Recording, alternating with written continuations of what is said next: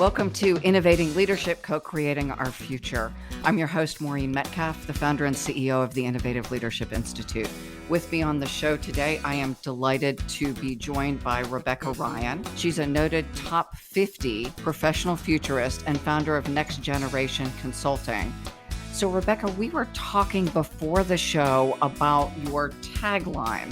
Yeah, so for the listeners, I was saying to Maureen that I feel like we've got a little bit of a kismet or a kindredship here because Maureen is all about co-creating the future, and our slugline is the future is ours to create. So we're all in the co-creation of what is to come, and may it be brighter.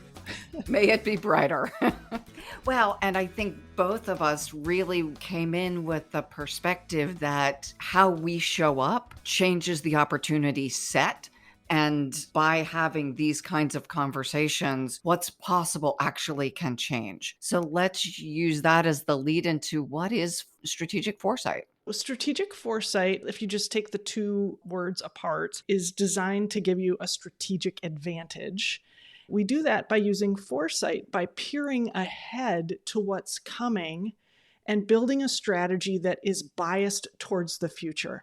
I'm sure people right now are like, well, duh, okay, word salad. Why is that important? And it's important because if you've ever been in one of those organizations where you could literally write your next strategic plan by using the find and replace function in Microsoft Word and just find everything that says 2025 and replace it with 2030, and that's the next strategic plan, you know that a lot of plans are based on the past. It's like you're trying to do the greatest hits album with like a remix. Like, let's just take everything we've always been good at and do it a little bit better, faster, cheaper. And the garbage dump of failed companies is full of organizations that did just that until it was too late. So in foresight, what we do is we give a deep bow to the future and to our history and thank it and definitely maybe pull some things forward. But the bias is to what's coming. Are we ready for the next 5 years? Are we building something that our successors want to take over? Are we investing in the kinds of things that are going to delight our future clients and not just our past clients? We talk about this idea of VUCA, and for some people, they've overheard it and others don't know what it is. Volatile, uncertain, complex, and ambiguous. One of the things I imagine some of our listeners are saying is, look, with all this going on, how do I know? So I'm just not going to plan, or I'm going to do a 3-month, 6-month rolling 1-year plan. You know, we've seen so many changes in the last few months. How do I know? But you do know. I understand why people get frustrated and they just want to do a 3 or a 6-month rolling plan, or adaptive planning is something that we're hearing a lot about in the immediate post-COVID times. And I'm not here to diss that. That is absolutely the right answer for some organizations. But let me ask a question of the listener. Okay, so really bring to mind the business that you're in. And now imagine that tomorrow morning you got a text from someone else in the organization and said, I hope you're sitting down because fill in the name of the person or the organization. They have just opened a new office that is directly competing with us, and we are going to lose all of our clients in the next 6 months. Okay, you got that text. Now, what would be behind that? What would be the thing that the new kid on the block who's hell-bent on eating your lunch would be doing, leveraging, etc., that would put you out of business? The answer to just that question probably gives you a pretty good idea of the future-facing investments you should be working on now. You know, I would add to that from a scenario planning perspective, what is the best possible outcome that we could have? So an adjacent firm decides they love what we do and they want to pay us not a multiple on our earnings, but a multiple on our IP. Now, how do we position ourselves to succeed in that? Yeah, that might be your, what we call in my business, your preferred future. Certainly better than I'm out of business. Right. But it's interesting because one of the 4 phases of the foresight process that we use is called imagining. And in that phase, it's the second phase, We encourage clients to look at multiple plausible futures. In fact, before we jumped on today, I spent about 4 hours this morning. I'm writing some scenarios for a community in the Mountain West of the US that is running out of water. Eventually, they'll get 4 scenarios. They're going to get a challenging future scenario where we really explore the dark side of what could happen. They're going to get an expectable future, which is if they continue to act as they always have. This is called the business as usual, the BAU scenario. And then we write 2 visionary futures for them where things are sort of surprisingly successful. They ended up making some of the right bets at the right time, and some of the external conditions were favorable. One of the differences between foresight and strategic planning, traditional strategic planning, is that we explore multiple plausible futures. Because when you look at a range of possible futures, things start to become really clear to you, especially around the things you need to be paying attention to, because they will be ballast for you regardless of what the future comes. We call those things crossover levers. They cross over multiple futures. And often the strategic plans that come out of a foresight process pay special attention to those. Can you give an example?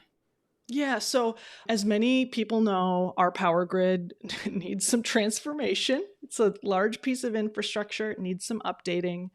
And we have done some net zero carbon plans for one public power utility in particular. And we were hired to come in and help them think about how to get to net zero carbon by 2050. And they had chosen that domain because that's what their board had asked them to do, public power. So they have an elected board that oversees them. And as we were looking to 2050, the first phase in our process is the phase called sensing, where we look at a lot of trends across society, technology, economy, environment, the regulatory environment. And in doing that process for this client, they were so focused on just like the electricity component of this, like being a good utility. But when they started to look at the demographics, for example, of their region and realize that the trends are that there will be greater poverty in their area than there is now, then they had to start thinking through like, oh my goodness, we're probably going to need a more robust program around helping people who maybe can't afford their energy rates. Or what could our new bundled package be, like our basic package? And as we work through this entire process with their executive leadership team, they definitely figured out how to get to net zero carbon by 2050, but they also saw 5 other huge opportunities for them to really deepen their trust with their member owners, who are the residents in that region. They saw opportunities to get almost nearly perfect power onto the grid. They saw so many more opportunities. It ended up being 6 in all. So this foresight process is really useful on the front end of a planning process because it helps you anticipate what's coming.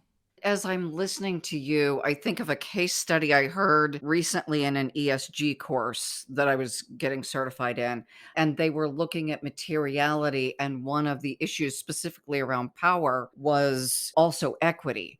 Often the dirty power plant also happens to be in the poor neighborhood, because if you live in a mansion, you don't put it next to a coal-fired power plant or a nuclear plant.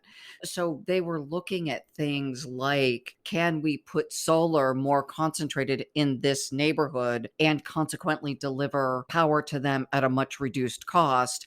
And the solar's not going to pollute and have the same negative fallout as emissions from coal. Can you hear me clapping wildly in the background as you're saying this? What this is reminding me of is when France and England and some other countries were coming out of COVID and they were designing their business incentives, they were really intentional about making sure that each incentive had co-benefits, just like you're saying. So not only are we going to be renewable, but we're going to put these renewable plants in neighborhoods where it'll decrease their costs for the energy. When you do foresight, when you take a long look out, you give yourself the gift of time to think about, all right, we've got these 6 strategies. In what ways are they intersectional? How could we do one thing that would benefit 2 or more of these strategies? And not every client gets that, I'm going to be honest. Mm-hmm. But for the ones that do, it almost becomes like a drug. It's like, okay, what else could we do? Because it lets you maximize your investment that you're going to make anyway. I ran a nature preserve at one point, We were reclaiming land that had been strip mined. So it was already in need of nurturing. And we had talked about putting windmills on the property because it would fund the resurrection of the property. Now, unfortunately, reality didn't intersect our planning process in that it was too early for this to catch on. We explored all kinds of things like green burials and things that you can do that would create an opportunity to do the good work of a land restoration, but there's a cost to that. How do you fund it in ways that are sustainable? Yeah, you can't do it every time. You can't create a co-benefit every time. And again, I just want to really reinforce, oftentimes when we're doing foresight, we're looking 5 years, 10 years, 20 years ahead.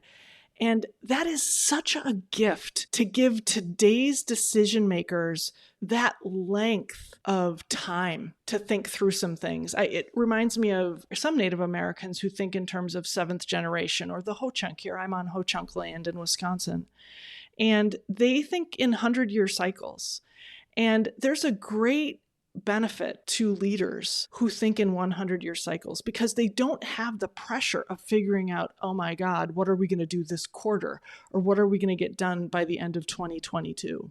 I would say that slightly differently through the lens of what we're going to do in 100 years. Then I can back it up to what we're going to do in 2022. And it really informs every decision I make. That's exactly right. You can feel the difference between somebody who is really focused on quarterly earnings versus someone who is thinking 5 to 7 generations ahead. We do a leadership class and we talk about levels of maturity, and there's a game we use, and now I'm trying to remember the name of it, but it has a tick tick tick and it accelerates as you go through. It gives you the feeling in your body that you feel when you're trying to hit the I've got deliverables due at noon. When 90% of your world is that, it's a different feeling living in the body than it is 50% of my deliverables are immediate and some amount are longer future, more strategic. That's exactly right. I mean, you talked about this at the very beginning about how to embody taking a longer view. Roman Kaznarski has written a book called How to Be a Good Ancestor. And he talks about the pace of time, right? And he's got a little graphic in there from seconds to minutes to days to weeks. And it's one of those images that's shown with perspective, right? So up close are seconds, and in slightly smaller font are minutes, and then behind it days and weeks. And by the time you get to centuries, the font's really small and really far in the future.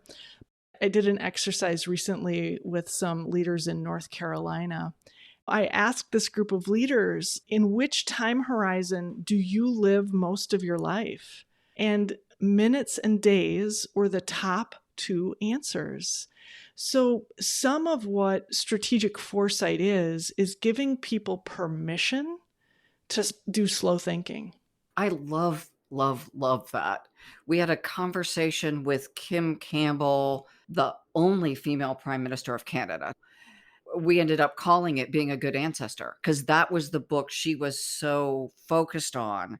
And her question in her life, now that she's exited the prime minister role and taking on a more global activist, but behind the scenes role with other female presidents and prime ministers, is what does it mean to be a good ancestor? And will the next generation, so to your point, generations forward, will they spit on our graves for the things we did now, or will they applaud that we've made the difficult choices? The tie-in and that you have a process that's repeatable that people can engage in to navigate from minutes and days to generations and connect the dots, because the idea of being a good ancestor is a beautiful idea, but I imagine even people who love that concept don't know how to operationalize it. Then they go back to work on Monday morning and they're thinking days and weeks. Yeah, it's true. There's a fair amount of toggling back and forth that these leaders have to learn to do to go from slow thinking and long-term thinking, really having critical conversations, because there are things you just cannot and should not try to decide on email. These are long-term conversations. And then to toggle back to that sort of more instantaneous, I need answers and I need them now from 50 staff members and 400 emails. The people who undertake this process to me are just heroes. And we need heroes. Do we ever? Do we ever? What's one thing every leader listening to this podcast can do today to help them increase their foresight quotient? Let me just back out for just a second and encourage listeners that there are two things that I mostly talk about. And if you think of them as like two columns, one column is the column of how to think like a futurist. So I've mentioned slow thinking, and I'll probably mention some other things before the podcast is over. And the second column of things that I talk about are the processes and techniques that we use as futurists to explore the future. So the advice I'd like to give to every one of you who's listening right now is, number one, you're already a futurist. If you asked your AI today what the weather was going to be, if you're worried about your stock portfolio, if you're planning a vacation, and I hope you all are, you are already a futurist. You know how to do this kind of thinking. It's just that most of us haven't learned how to do it in a structured way or a repeatable way, Maureen, as you said. And so we're just very amateur in how we do this. So the thing I would encourage every listener to do is really simple. Broaden your inputs.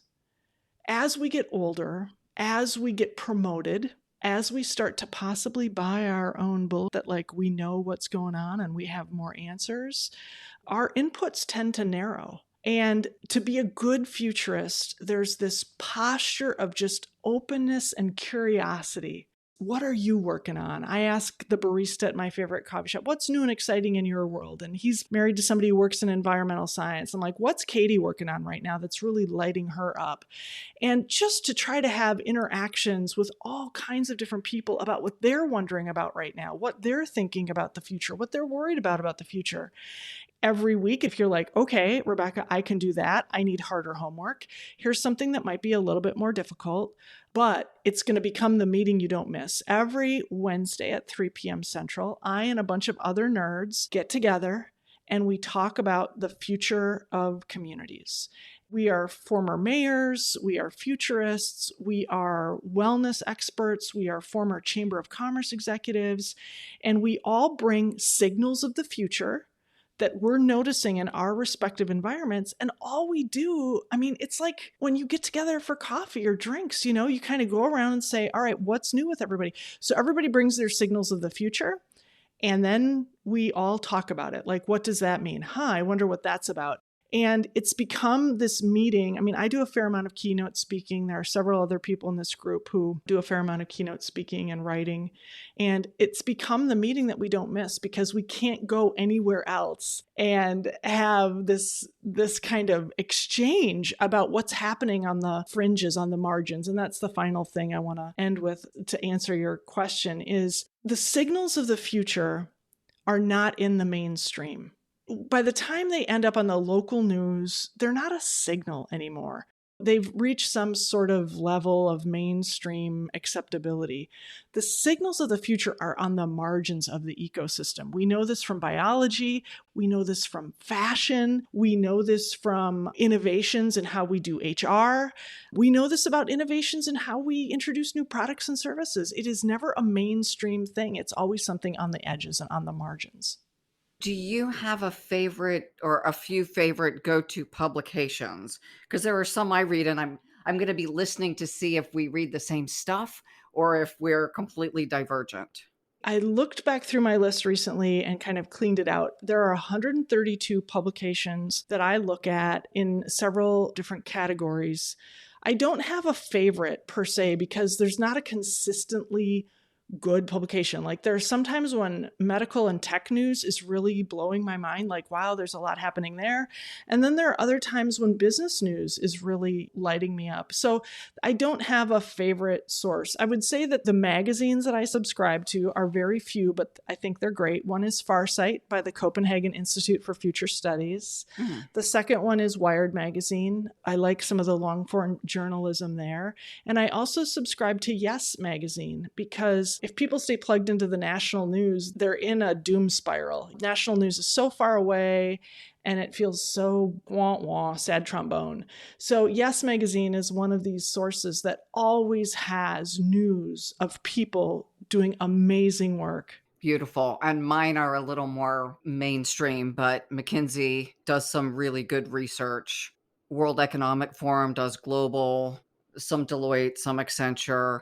And then I read a futurist publication that sometimes makes me angry. Future Edition from the Arlington Institute. I don't know that one, but yeah, those are good ones, Maureen. They would basically do what you do, which is aggregate from all kinds of different arenas. But some of their political commentary just makes me angry. But it's also helpful to know what other people believe. They're publishing it because I think from a deep belief in that perspective, different than mine, but that's informing a lot of people in our world right now. And I should be at least aware of the different perspectives and points of view. That's one of the keys, I think, to being a good futurist as well, is to have your lines in the water with all kinds of people. Today, I was at lunch with a friend of mine who is almost 80. I'm 50 as we record this, and I've known her for over 20 years. And I'm probably a little bit to the left of her politically. She's a little more down the center, but we were both talking about how much we value people who think differently than we do. And that's most of my family. And that's important as a futurist, because if you get too stuck in one way of thinking, number one, that shows me that your inputs aren't very broad. But the other thing is that there's not a point of view that owns the future. In my experience, for over 20 years now, I've done this work, and a lot of it is in the public sector or in the public sector adjacent space. And the future is nonpartisan. We might get in pissing matches about the past and who was wrong and who was right. But when we start talking about our kids and we start talking about their kids, the politics can recede and we can have a conversation. The other thing I love about the futures conversation is it really invites the voice of the next generation in. From my perspective, it's almost immoral to have a conversation about the future without having the next generation represented. In fact, the country of Wales has formalized this. So they have a commissioner, the next generation commissioner, and their job is to help Wales pass policy that centers the well-being of future generations. And they're not the only country who's done it. Portugal has now created a commission for the future. Many countries in Asia are going through training, including for their presidents and cabinet members, on foresight.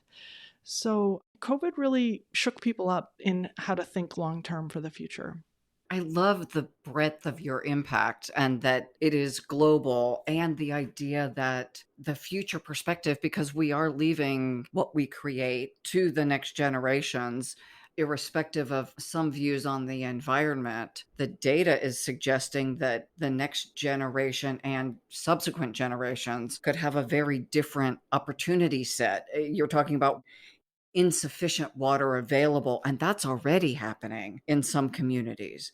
So this isn't 30 years out. This is today.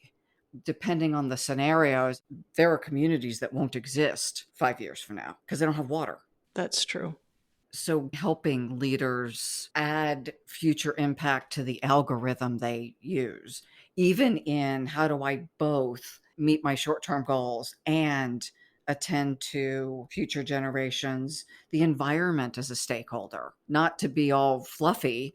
But again, if you're in a community that's been flooded, one of our teammates went on vacation to Colorado. 2 of her friends had their houses burned down, and they weren't in the same neighborhood.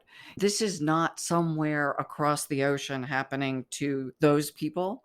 This is happening much more broadly to people we know, and the probability of it accelerating, even if we are taking aggressive action, is high. It's amazing what happens when it happens to your family. When something happens to somebody you love, all of a sudden it's real. And there's that idea in science of the 100th monkey. By the time you see something in the 100th monkey, you're like, wow, this is really a thing. I think a lot of people have reached that point. There's some research that shows that this actually isn't a partisan issue. People across all the political channels are tuned into this. They recognize that it's happening and it's affecting them. I think the bigger issue is two things. One is not having a nihilistic approach to this, because some people just want to throw their hands up and say, it's too late, or I'm only one person, what can I do? So how we create solution sets that are as unique as the United States and the regions within those United States. Maybe I'm naive, but I have seen humans do amazing things when they're on their back foot. The amount of creativity, the amount of, I was a professional basketball player in Europe, so forgive the sports metaphor, but the amount of teamwork, the ability to really figure things out together.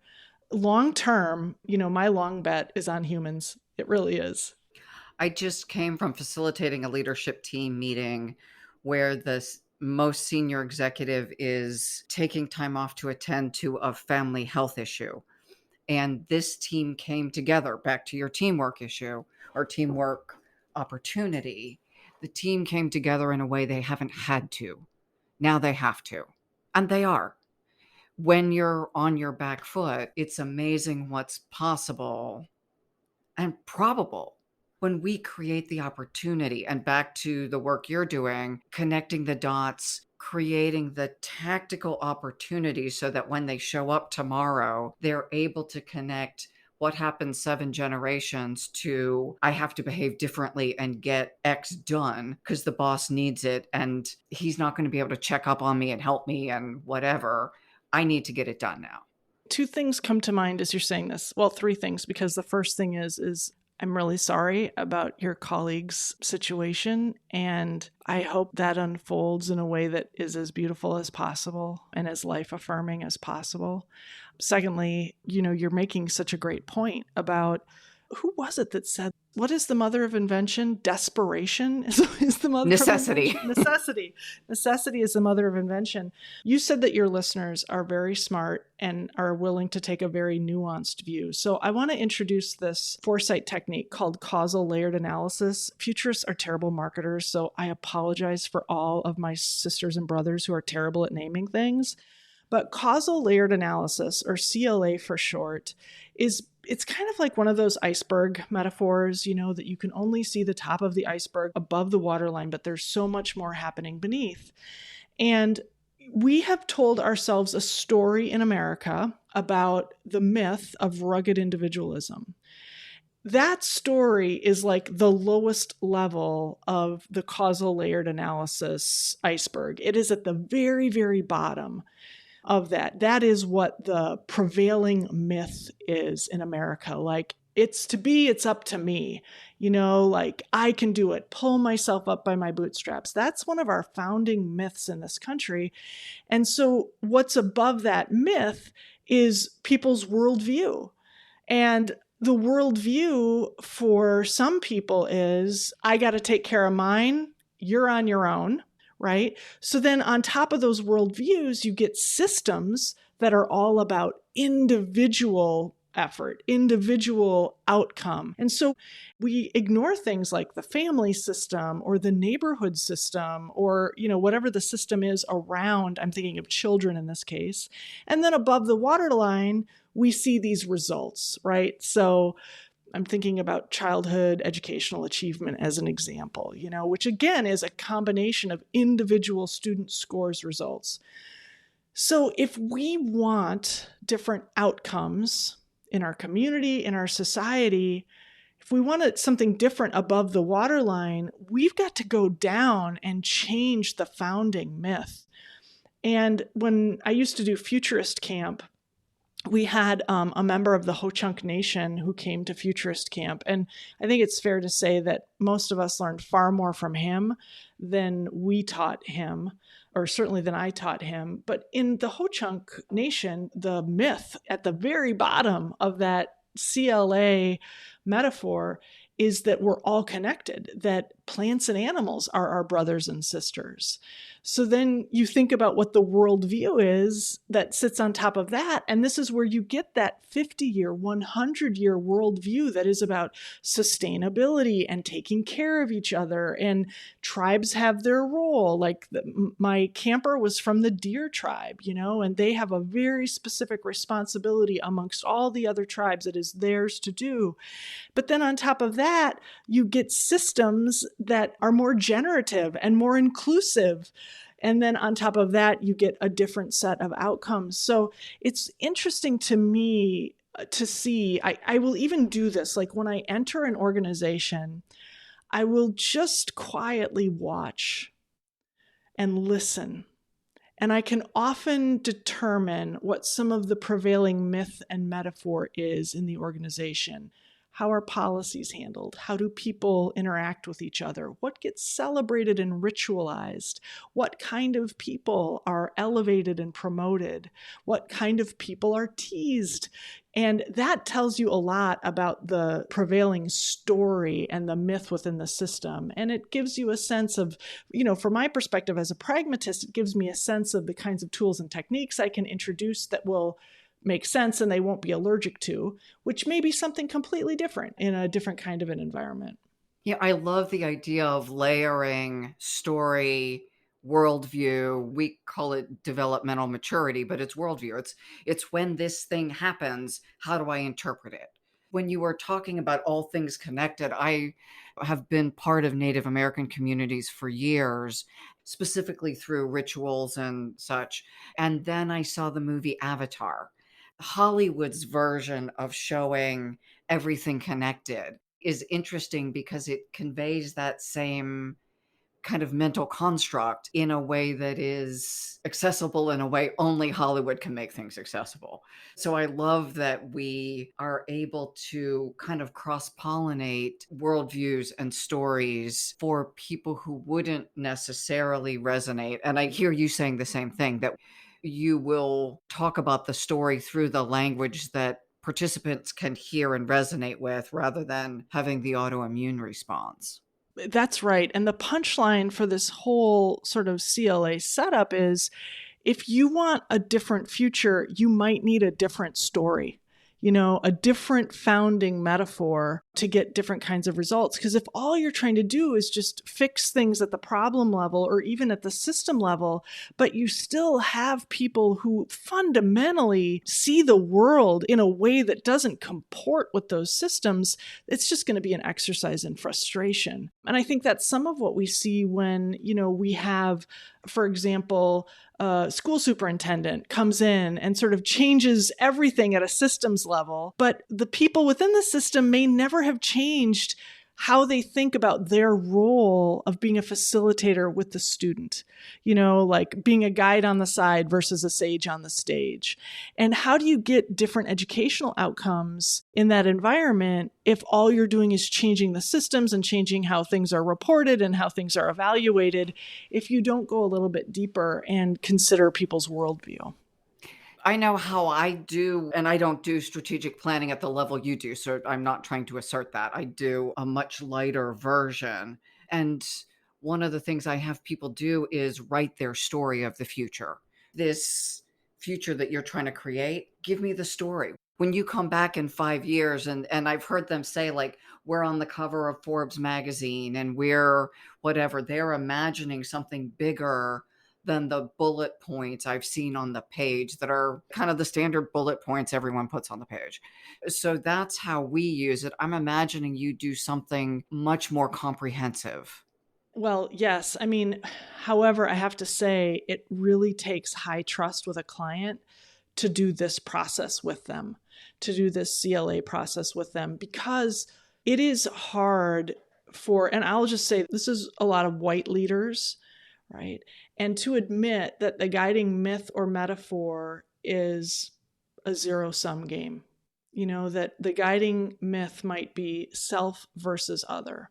And it's one of the reasons, I don't know if you know Heather McGhee's book, The Sum of Us, but she wrote this terrific book around why the commons, like our public goods in America, have decreased over time. And her findings indicate that for white Americans, they believe in a zero sum game, that if something is good for people of color, it is necessarily bad for them. And so they will vote against the common good if they perceive that a person of color will benefit from that. Whereas people of color do not have a zero sum perspective on things. They say, hey, if we're going to do something that's going to benefit the commons, I'm just thinking about like funding for public education as an example, it's going to benefit white people and people of color. It's going to benefit everyone. And so it's so interesting. And to me, it sort of makes so much sense that we have two different guiding metaphors for how we could be. And of course, the majority population who hold most of the power tend to create worldviews and systems and then outcomes that line up with this zero sum game. So if I could, it just as an economist, you can see the ridiculousness of this zero sum thinking because it literally does not add up. So if I could create a new myth, a new guiding metaphor or myth, it would simply be better together.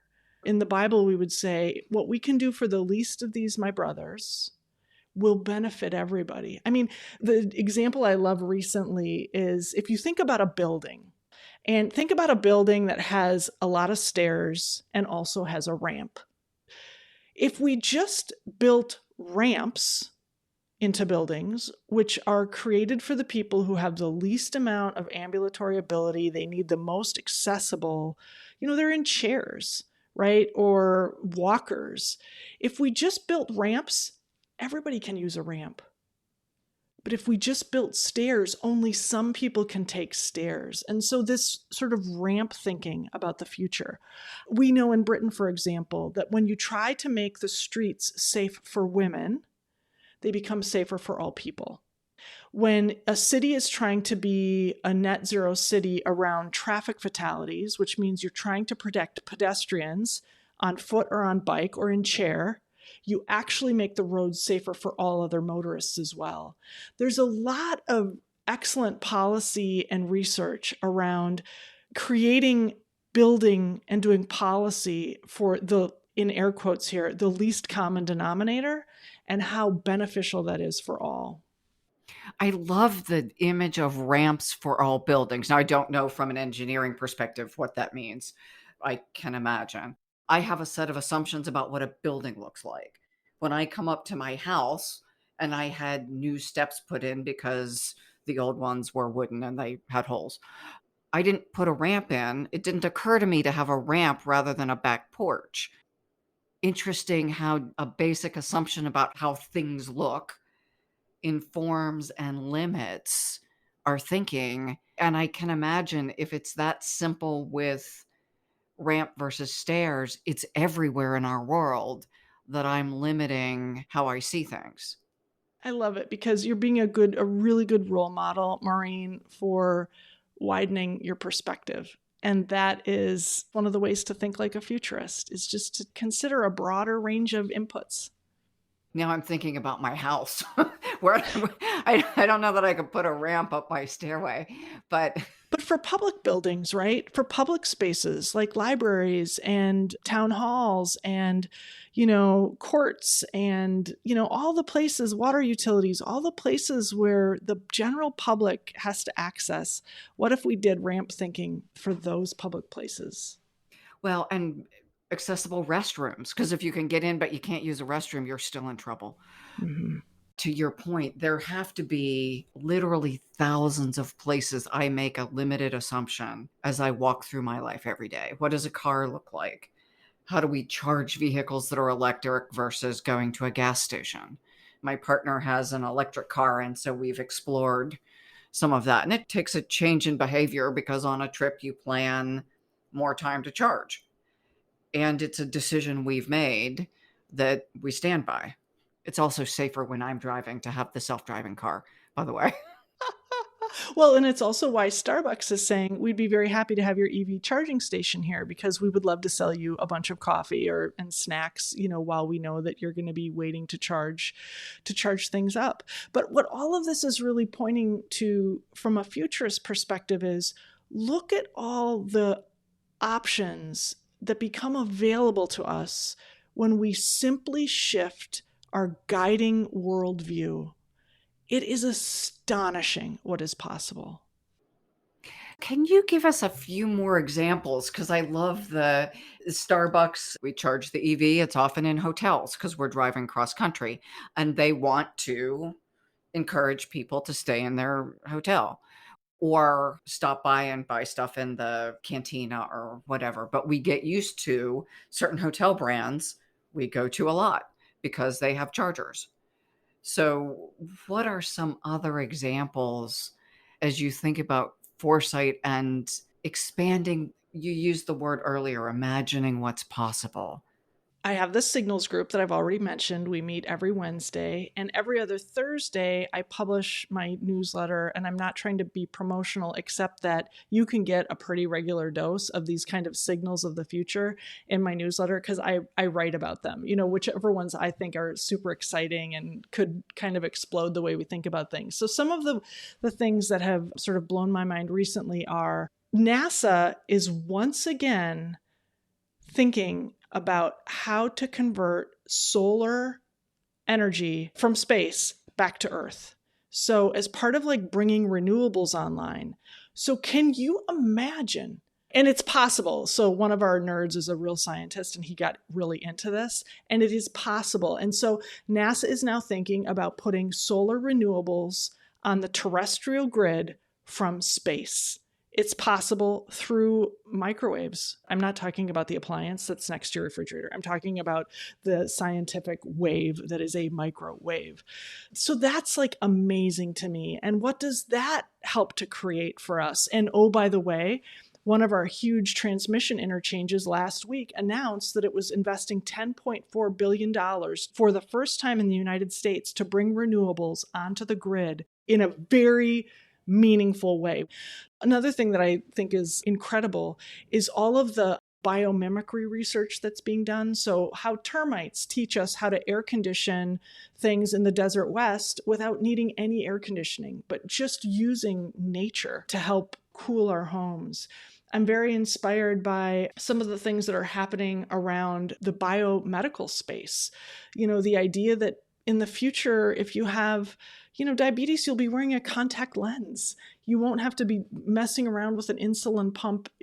All of these technologies will be taken away. Japan, for those of you who are interested in aging, Japan's population is aging faster than everybody's population. So the things they're doing to figure out how to really care for their elderly, Japan is a country that actually values their elderly. And to see some of the things they're doing with robotics and AI to help care for their elderly population are really inspiring. What else are you interested in, Mo, or what are you seeing? One is 3D printing, that we will have more affordable, different resource footprint, that we could 3D print a replacement organ for someone who's on a transplant list, that we could 3D print a home for someone who doesn't have one. Now, they still have to put it somewhere other than under a bridge, but there are amazing options. In my lifetime, I'll stop ordering a bunch of stuff from Amazon and just get the cartridges and print stuff I wouldn't imagine. I'm just thinking now like designer fashions or something. I won't be ordering a dress for the event I'm going to this weekend. I'll just print one that fits me. I won't have to try on 6 of them. That's a silly example, but on the other side, organs, not silly, right? That people won't be dying. One of my clients right now is Ohio State Medical Center, and they have proton accelerators and electron accelerators. One of them for delivering radiation, instead of going to radiation treatment every X number of days, it's a one time through something that looks like a TSA booth. It's delivered in a millisecond. It's more concentrated. So someone who has something in their mouth doesn't have all of the tissue in their face dissolve. There's laser treatment now. One of my clients is working on a laser for mouth cancer that right now there are 2 places in the country where one can get this treatment. They're having now 3D printed, chips installed, assuming we get through trials and all that stuff. That's not easy. This may be available at every rural hospital or medical center. So you no longer have to fly across the country and stay in a hotel. You can take the thing home. The chip is set up so you won't overdose yourself and those kinds of things. The availability of treatment for people suffering from these diseases that right now are terminal will be curing or nearly curing some of the diseases that are just excruciating for the people who have them and their families and extended families. AI, that we will have machines learning and solving. Even what happened with COVID, the rate of the COVID vaccine development was beyond anything we've had in the past because countries came together, scientists came together with the use of supercomputers and learning machines, solving whether it's health issues or environmental issues, the collective intelligence and the machine intelligence coming together. And I realize there's still a profit motive, so I'm not trying to sprinkle fairy dust on everything, but that this idea that it's not a zero sum game, that having a vaccine, having a cure for something. One of my clients developed artificial blood. So imagine no blood type, and it doesn't need to be refrigerated. Now, it won't last forever, but if you need to equip medvac flights, and you can have one kind of blood so you don't have to worry about blood spoilage, and you go to a accident scene and there's a pile up and there are a bunch of little kids on a bus, you're not choosing which one gets the blood. There's enough. Yeah, that is a game changer. It reminds me, especially these like biotech examples that you're giving. One thing that it reminds me of is Eric Schmidt was asked if he was going to like repick today. So former CEO of Google, if he was going to re-choose today what field to go into, he didn't even blink. He said, I'd go into biotech. And one of the things that he and his wife are doing with their foundation is they're doing, is it 2-year, 3-year fellowships for folks from disparate sciences to come together, because most of us now recognize that if we work in an interdisciplinary way, we get a lot smarter, a lot faster about a lot of things. So Mr. and Mrs. Schmidt have created this petri dish for these brainiacs from different sciences to come together and work on the wicked problems of climate change and genetics and some of these pieces. And I don't know if you've yet read The Genesis Machine by Amy Webb, my book of the year, whereas How to Be a Good Ancestor was my book of last year. So let's now, as we're coming near the end, for listeners who want to say, okay, this is a great conversation, totally inspirational. What do I do? Right. How do they put this in practice? Because there's one of you. Yeah, yes. You may be surrounded by a firm, and how do they put it in practice? Right. So I think, first of all, just kind of ask yourself, do I want to be the person who's going to get this training? Do I want to do this with a couple of other people? And I have a strong recommend for doing this with others. Like most things in life, this is more fun and more fulfilling when you're doing it with other people. Not to mention, as I said earlier, if it's just you with your one single point of view, you miss a lot of things. So figure out who you would want to have on your signals team, for example, or who you would want to say, like, what if we could think about the future in a more critical way, in a more strategic way? And then there are some really good free resources on the internet. So one of them is Institute for the Future out of Palo Alto, California, has a free course on Coursera called Ready, Set, Future. And it's terrific. I encourage a lot of people to do that. If you kind of want to dip your toe in the water, Jane McGonigal is the teacher. She's fantastic, amazing futurist. If you want to do something that is a little more expensive and requires some travel, there is a 5-day in-person strategic foresight course. It's how I got started as a futurist at the University of Houston. Andy Hines is the program director for that program. The University of Houston also has master's programs in foresight, and I think they even have a PhD in foresight, and they do online and remote learning. So a lot of opportunities there. I would love it if people would subscribe to our newsletter. We've got a huge back catalog of webinars on how to think like a futurist and whatnot. And we're always open to new suggestions as well. Drop us a line and let us know what you're interested in. But really, I think the first thing to do is to say, like, I want to be a futurist. Like, say it out loud to yourself. Like, I want to bring this capability inside my company, inside my family, inside the way that I am making my own decisions for my own future. And then dip into any of these courses, and you will have takeaways from any of these that are going to make you a more agile thinker about what's possible and will outfit you with actual tools that you can put to work.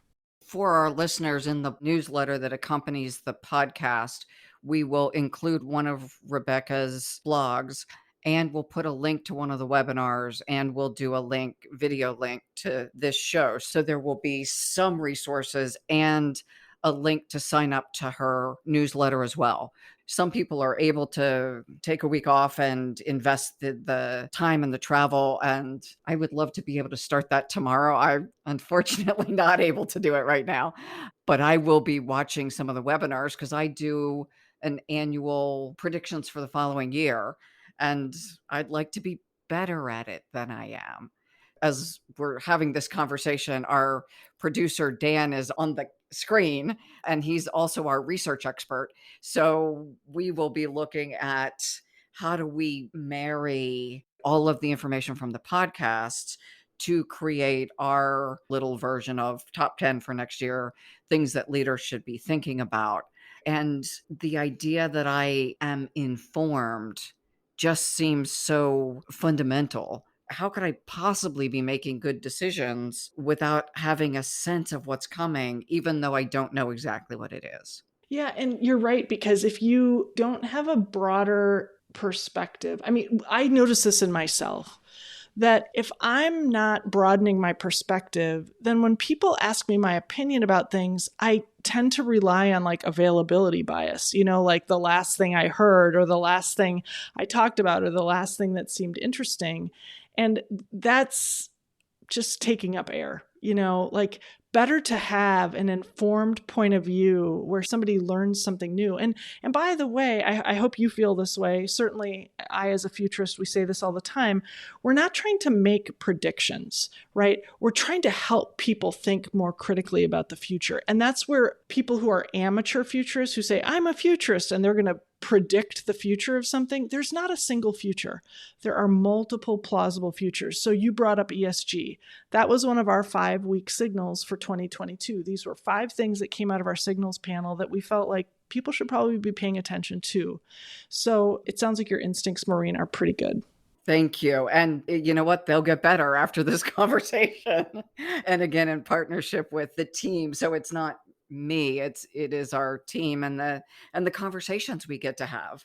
So thank you for saying that. How, Rebecca, would people find you and your information?